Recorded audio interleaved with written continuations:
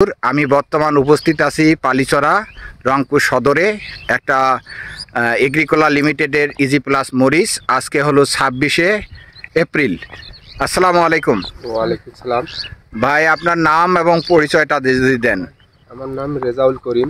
জি। গ্রাম কেশবপুর মিস্ত্রিপাড়া।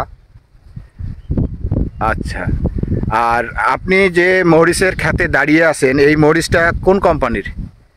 এটা Agricola limited. মরিচের নাম হলো ইজি প্লাস। ফেব্রুয়ারির 25-26 তারিখে আপনি প্রথম তোলা দিয়েছেন আর কি। 26 তারিখে। তাহলে আপনি প্রথম যে মরিচটা লাগাইছেন এর আগেও এই মরিচটা করছিলেন? গত বছর করছেন, এবারও করছেন। এবার করছেন কি গত বছর কেমন হয়েছে ফলন? ভালো হয়েছে না? আপনি প্রথম তোলায় কয়বার তুলছেন এ যাবৎ পর্যন্ত? তুলছেন হলো 4 বের তুলছেন। প্রথম তোলা দিয়েছেন কত? 2.5 মন। দ্বিতীয় তোলায় তুলছেন 7 মন।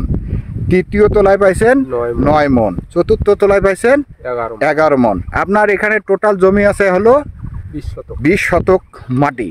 20 শতকে 11 মন। আচ্ছা, এর মধ্যে একটু গ্যাপ গেছে। গ্যাপ যাওয়ার কারণ হলো খরা ছিল আর মরিচের যত্ন করি নাই, দাম কম ছিল যে যত্ন করেন নাই, একটু অবহেলা ছিল।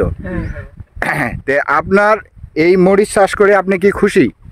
খুশি। এখন যে বর্তমান অবস্থা আছে আপনার ফেব্রুয়ারি, মার্চ, এপ্রিল, মে নাই, এখন যে অবস্থা আছে মরিচের যে গ্রোথ, মানে মরিচের ফুল ফল গাছের, সে তুলনায় আরো কতদিন মরিচ তুলতে পারবেন? 4-5 মাস তুলবেন। এই মরিচের গাছে কোনো ধরনের ভাইরাস বা আছে কোনো রোগ? আমরা দেখতেছি যে এখানে গোটা 20 শতক জমিতে কোনো প্রকার রোগ নাই, ভাইরাস নাই, একদম রোগমুক্ত একটা মরিচ ক্ষেত।